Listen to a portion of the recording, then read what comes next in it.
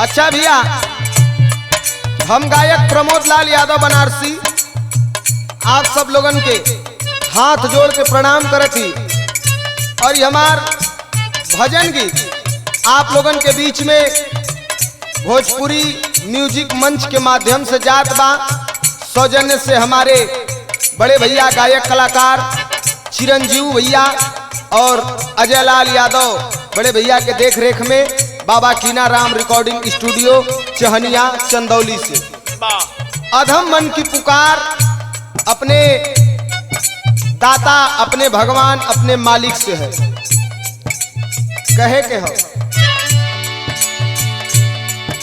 सुरसरी सदगुरु भक्ति है,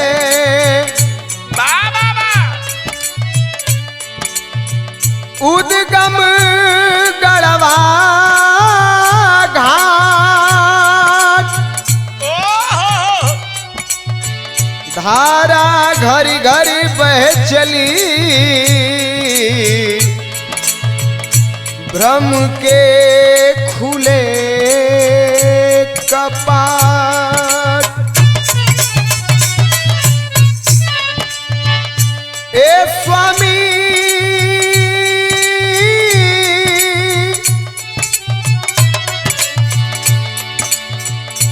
दाता दुखिया दुआरे आयल, आके पुकारे लागल, झलक देखाता हमरे स्वामी जी। ए दाता आके पुकारे लागल, झलक देखाता हमरे।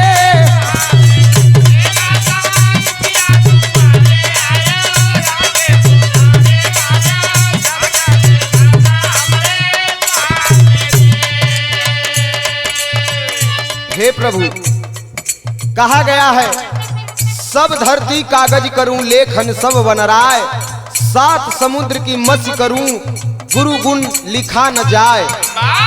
अर्थात सारे समुद्र के पानी को स्याही बना दिया जाए और भूमंडल पर जितना वृक्ष है काट के ओकर कलम बना देवल जाए और जितना बड़ा धरती हो ओके कागज बना के गुरु को बखान लिखल जाए तो भी कम हो। आप के नजर में पुजारी हो पापी हो सब एक समान हो। जे सच्चे हृदय से आपके याद करेला आप ओकर उद्धार करेलन। ई दास अधम मन का पुकार हो। कहना हो पावन गढ़वा घाट बाधा,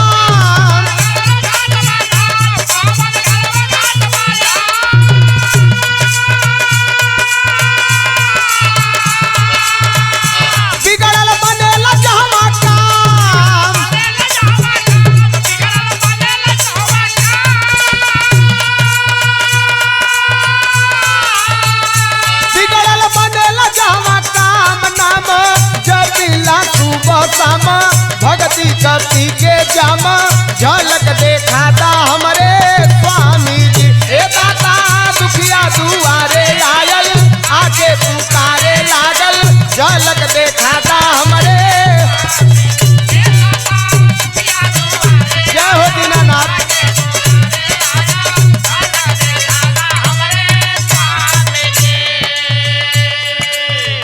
गुरु गोविंद दो खड़े काके लागू पाए, बलिहारी गुरु आपकी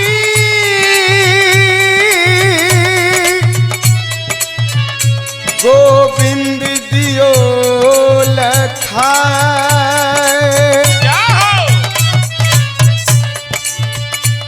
हे प्रभु, ई भटकत जीव 84 लाख योनि, मनुष्य योनि सबसे उत्तम योनि होला। ई जीव आपके चरण शरण में आयल, आपसे दीक्षा मिलल और आपके देवल ज्ञान के भक्त लेत बा। एक चीज चाहिए, धन दौलत सोना चांदी महल अटारी गाड़ी घोड़ा कुछ ना चाहत हो। चाहत का हो दास के चाही चरण का हमके धूल,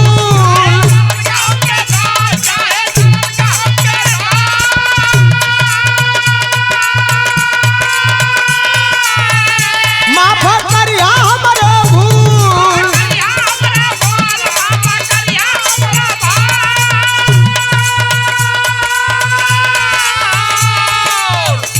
माफ करिया हमरो भूल तूल शरण में प्रमोद आयल, सूतल भगिया मोर जागल परवा उतरी